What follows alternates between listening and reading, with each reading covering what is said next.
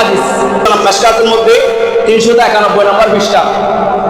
হযরতে ওসমান ইবনে আব্দুল্লাহ রাদিয়াল্লাহু তাআলা বলেন, একজন মহিলা আমার স্ত্রীর কাছে এসেছে পেটের পীড়া নিয়ে, পেট ব্যথা নিয়ে। আমাকে এক পেলা পানি নিয়ে মা উম্মে সালমার কাছে পাঠিয়েছেন। তখন মা উম্মে সালমা রাদিয়াল্লাহু তাআলা হায়াতে জিন্দেগীর মধ্যে ছিলেন। তখন মা উম্মে সালমার কাছে যখন আমি গেলাম, আমার মা উম্মে সালমার কাছে একটা রূপার নলের মধ্যে আমার রাসূলের চুল মোবারক ছিল। মা উম্মে সালমার কাছে। এই নলের মধ্যে মা উম্মে সালমা রাদিয়াল্লাহু তাআলা চুলগুলো যত্ন করে রাখতেন।